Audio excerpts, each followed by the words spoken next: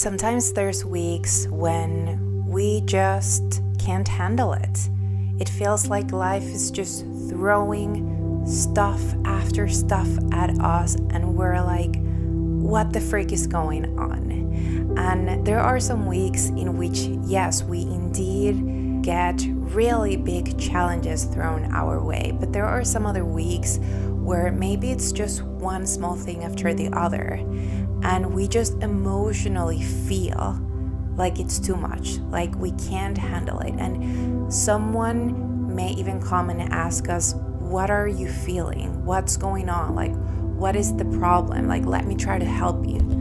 And there are those weeks in which you can't even explain what it is that you're feeling. It's so much that you're feeling. You're so overwhelmed with so much that all you can think of to explain how you're feeling is that it's too much. Maybe you will use words like, I'm overwhelmed, or I'm feeling stressed, or I just feel a lot, or it's too much. But then when someone tries to help you and asks you, okay, but what can I help you with? What can I do for you? Oftentimes, we don't even know what help it is that we need. And in those situations, what has really worked for me is to take a step back. Because what I have noticed in those weeks is that what I am really missing is space and perspective. Sometimes life is throwing at us indeed a lot of things, and we don't allow ourselves the time to process those things. Sometimes we experience one change after the other, and those changes imply that we have to approach situations in a different kind of way, with a different set of skills, let's say, or wearing a different kind of hat in order to face those challenges.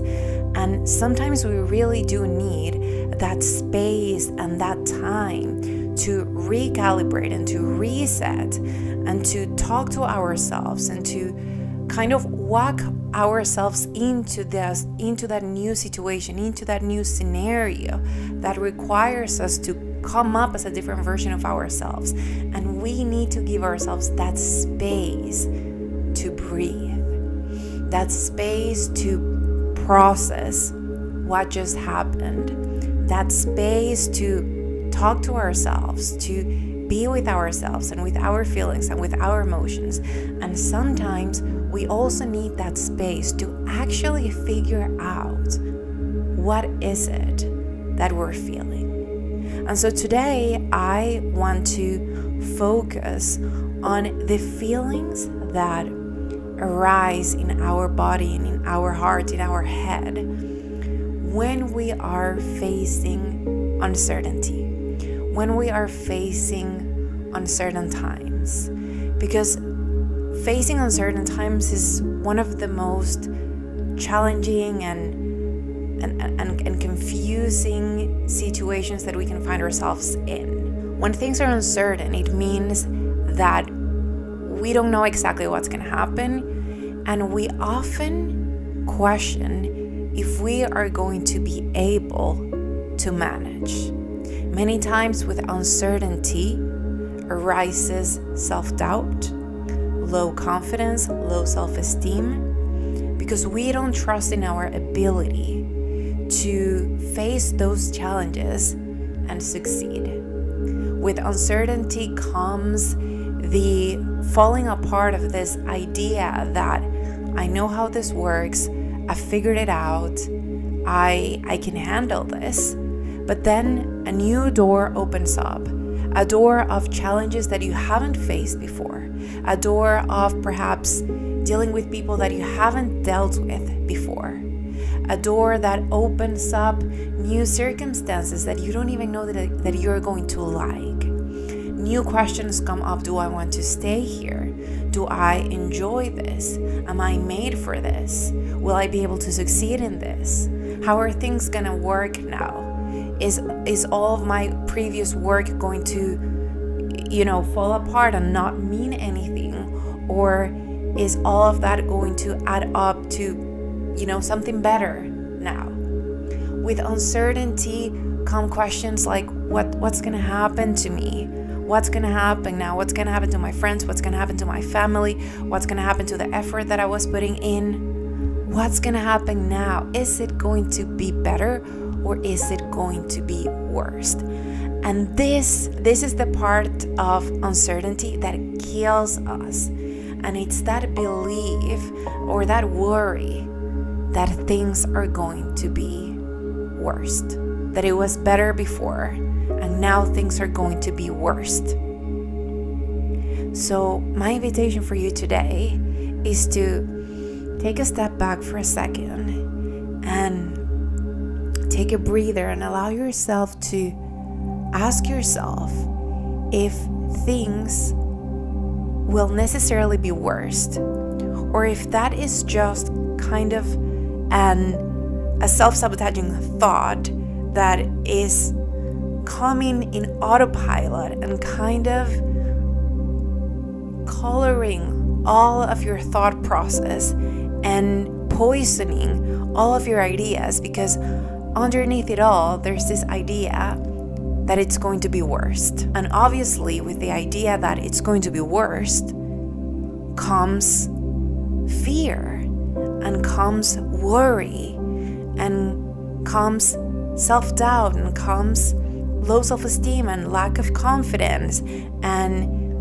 lack of motivation and all of those negative emotions. It comes lack of hope, because underneath it all you have this belief that is ruling all of your thoughts, that is telling you that it's going to be worse, that it's going to be harder, that you're not going to be able to manage in the same way in which you were able to manage before.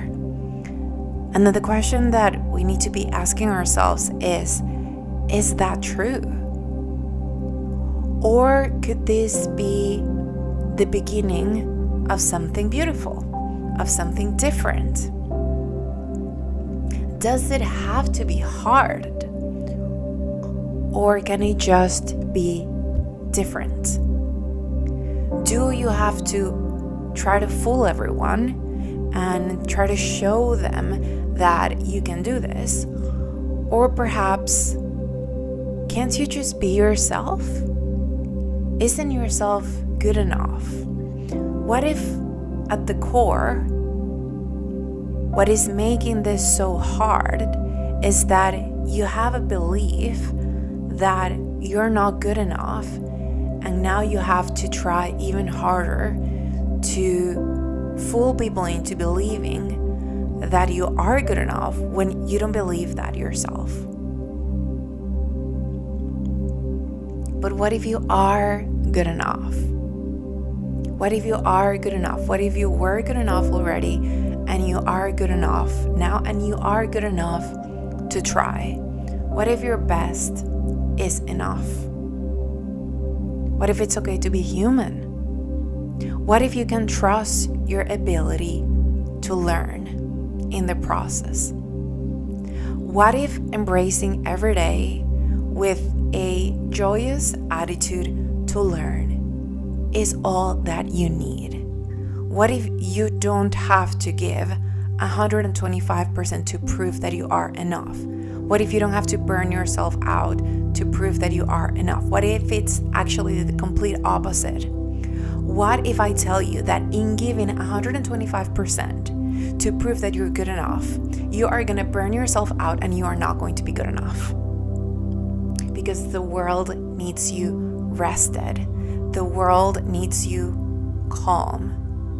The world needs you to believe and to be okay with what you are right now. What if I tell you that the world, meaning the people around you, don't need anything different to what you need yourself? And what you need yourself is to reset, to take a step back, to take a breath, to recover, to think for a second. What's going on? Why am I so overwhelmed? Am I in danger? Are you in danger? Or is it your thoughts that are making you feel that you are in danger? Because it's messy and it's unknown, and it's that part of yourself that wants to protect you. Can you be there for yourself, for that part of yourself that wants to protect you, but not let that part of yourself lead? And that's the next question. Can you be okay with all of those parts of yourself? Can you see the part of yourself that is feeling insecure, that is feeling small, that is feeling scared? Can you be with that part of yourself, but also be with the part of yourself and acknowledge that there is indeed a part of yourself that feels confident, that feels that you can do this, that feels that this is exciting, that feels that this is a great opportunity for you, or that even feels that this is the moment in which you will decide that you need change because you don't want to stay wherever situations or things are happening that you don't align to. Can you be there for all of those parts within you? The parts of yourself that are pulling you forward and acting as cheerleaders, and can you also be there for the parts of yourself that are feeling small and scared? And after being there with all of those parts of you, can you choose who is going to lead? Can you choose this intentionally? Can you allow this to not happen in autopilot, but to actually make that decision yourself? Can you allow yourself this time to say, you are going to lead? You, the part of yourself that is feeling confident, that is the part that's going to lead. Or the part of yourself that knows that you're good enough. The part of yourself that is observing all of the different parts of yourself. That is the part that's going to lead. Can you decide that? Can you realize right now that you actually have the opportunity to decide that it doesn't need to just happen, that you don't have to go into the next week feeling the same way in which you felt the previous week, which was overwhelmed and not knowing what was going on because it felt like too much and you were kind of dying and not really understanding what was happening and giving 150%, but feeling that you were giving 10%. Can you realize right now that you don't have to do that again? It happened. You can be okay with that having happened. It's okay. We're all human beings. It's normal. We get lost. We find ourselves. We get overwhelmed. We process, navigate. And now, can you realize that you can decide how you're going to hop on your next week? You can decide that you're not going to give 150% because that's just going to burn you out. And that's just not sustainable. That's also not good for you. Can you decide that you're going to hop on your week, that week full of uncertainty, and be okay with the uncertainty? Can you decide right now that you are going to embrace that in a different way? You're going to go into the week telling yourself that you're doing okay. You don't have to tell yourself you're doing a great, amazing job, you're the best person in the world, you were born to do this. No.